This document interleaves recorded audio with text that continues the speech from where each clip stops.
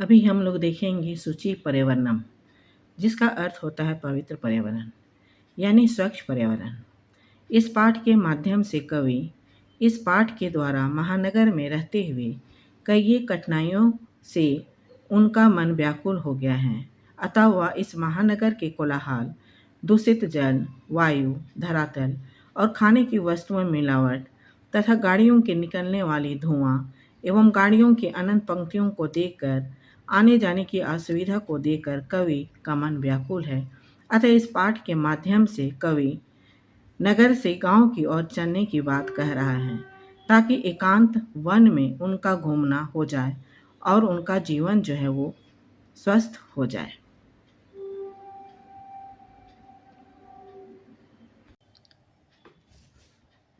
Tenth class का प्रथम पाठा हम लोग देखेंगे शुचि पर्यावरणम। इसके लेखक हरिदत्त शर्मा लस लतिका संग्रह से लिया गया है, जिसमें हम लोग पहला श्लोक देखेंगे। ध्रुवहम अत्र जीवितम जातम प्रकृतिरेव शरणम शुचि पर्यावरणम महानगर मध्ये चलद आनिशम कल्याश्चक्रम मनः शोष्यत तनुपेश्यत भ्रमति सदा वक्रम दुर्दंते दसेने अमुना शयनेन जनग्रासनम। दुर्वाहम अत्र जीवितम जातम, यानी कवि कह रहा है यहाँ पर दुर्वाहम यानी कि कठिन हो गया है, अत्र जीवितम जातम यानी यहाँ जीना जो है वो कठिन हो गया है। प्रकृति रेव शरणम, इसलिए प्रकृति की शरण में जाना चाहता है। शुचि पर्यावरणम, जहाँ पर पवित्र पर्यावरण है। महानगर मध्य चलद आनिशम कल्याश्चक्रम मना शोष्यत तनुपेश्यत भ्रमति सदा वक्रम।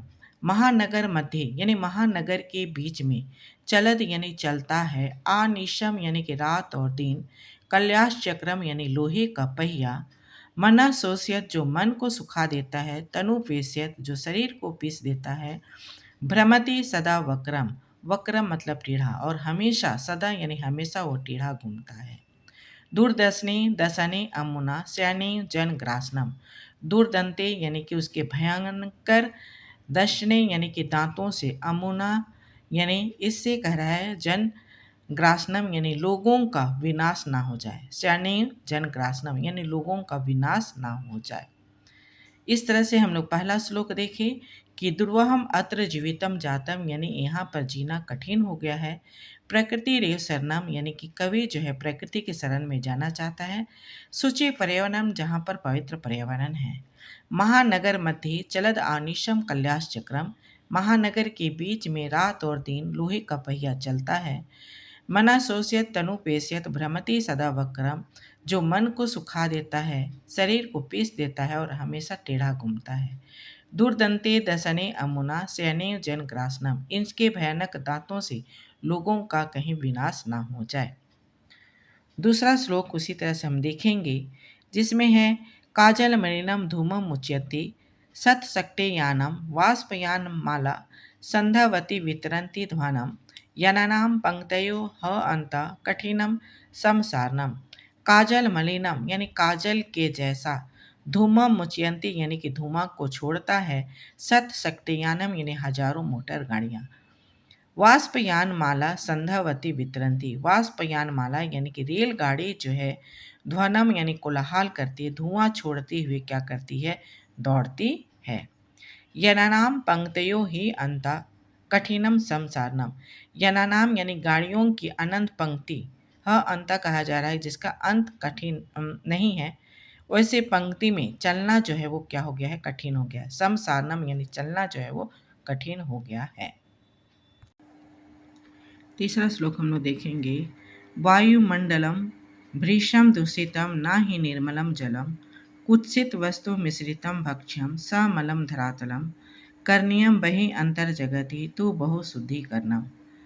वायुमंडल जो है भृशम यानी बहुत ही ज़्यादा दूषितम यानी दूषित हो गया है, ना ही निर्मलम जलम, ना ही निर्मल जल है यानी कि जल भी शुद्ध नहीं है। कुत्सित वस्तु मिश्रितम भक्ष्यम यानी कुत्सित वस्तु यानी मिश्रित वाला जो वस्तु है, जो खराब वाला वस्तु है, उसको हम लोग क्या कर रहे हैं, भक्ष्यम यानी खा रहे हैं। समलम धरातलम, ये धरातल जो है मलयुक्त हो गया यानी गंदा हो गया है। करनियम बही अंतर जगति तू बहुत शुद्धि करना, करनियम यानी हम लोग को करना चाहिए, बही अंतर जगति बाहर और अंदर से जगत को तो बहु शुद्धिकरण, बहुत ही ज़्यादा हम लोगों को शुद्धिकरण करना है।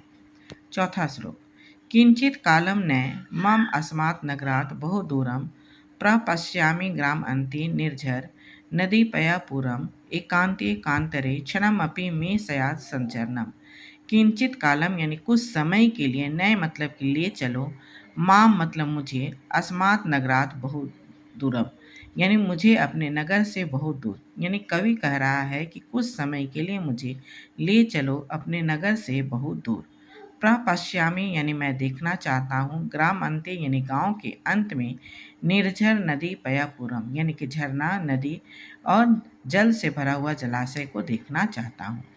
एकांते कांतरे क्षणम में सयात संचरनम यानी एकांते यानी एकांत में, कांतरे यानी कि जंगल में, क्षणम अभी यानी क्षण भर में के लिए, में सयात संचरनम यानी मेरा घूमना जो है वो हो जाए।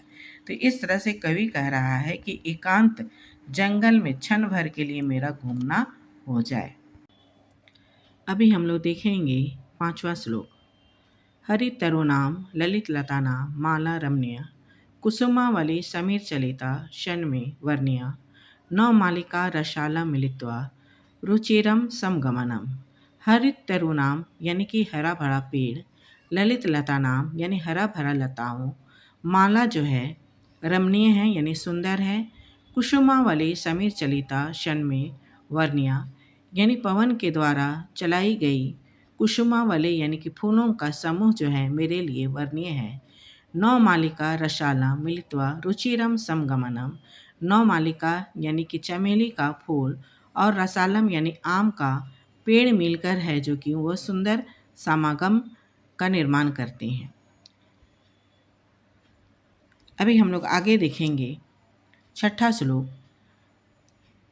ऐ चल बंधु खग कुल कलरव गुंजित वन देशम पूर कलरव संभृत जनेभ्यो धृत सुख संदेशम चाक चिक जालम नो कुरियात जीवनम समहरनम। यहाँ पर कवि जो है कह रहा है, ऐ चल बंधुओं यानी हे बंधुओं चलो, खग कुल कलरव गुंजित वन देशम, खग मतलब पक्षियों का, कुल का, कलरव जहाँ पर गुंजयमान है, वैसे वन देश में कवि जो है वो चलने के लिए कह रहा है। यानी ऐ चलो बंधुओं यानी हे बंधुओं चलो, जहाँ पर खग कुल कलरव, जहाँ पर पक्षियों का कलरव से गुंजित वन देश है, वहाँ पर चलने के लिए कह रहा है। पूर कलरव संभ्रमित जनेभ्यो धृत सुख संदेशनम, यहाँ पर पुर कलरव यानी पुर यानी कि नगर का कोलाहल से, संभृत जनेभ्यो व्याकुल लोगों के लिए कहा जा रहा है, धृत सुख संदेशम यानी कि सुख का संदेश धारण करो। चाक चिक जालम, चाक चिलक जालम जिसका अर्थ होता है कि चकाचौंध भरी दुनिया, कुरियात जीवित संहरना कहीं तुम्हारे जीवन का हरण ना कर ले। इसी तरह से हम लोग 7वां श्लोक का भी अर्थ देखेंगे, प्रस्तर तले लता तरु गुल्लमा नो भवंतु पिष्टा पसानी सभ्यता निसंगी शयान ना समाविष्टा मान्य जीवन कामने नो जीव मरणम। यहाँ पर भी कवि जो है वो कह रहा है, प्रस्तर तले यानी कि पत्थर के नीचे, लता यानी लता, तरु यानी पेड़, गुल्लमा यानी झाड़ियाँ, यानी पत्थर के नीचे लता, पेड़ और झाड़ियाँ, नो भवंतु पिष्टा कहीं वो पिस ना जाए, उसके नीचे दबकर नष्ट ना हो जाए। पसानी सभ्यता निसंगे सयान ना समाविष्टा, और ये पसानी सभ्यता है उसमें निसंगे यानी कि प्रकृति जो है सयान ना समाविष्टा, कहीं पत्थर के सभ्यता में प्रकृति जो है वो समा ना जाए। मानवीय जीवन काम्य नो जीव मरणम, यहाँ पर कवि जो है मानव जीवन की कामना कर रहा है और वो कह रहा है कि जीते हुए वो मरना नहीं चाहता है, यानी कि वो घुट घुट कर जीना नहीं चाहता है।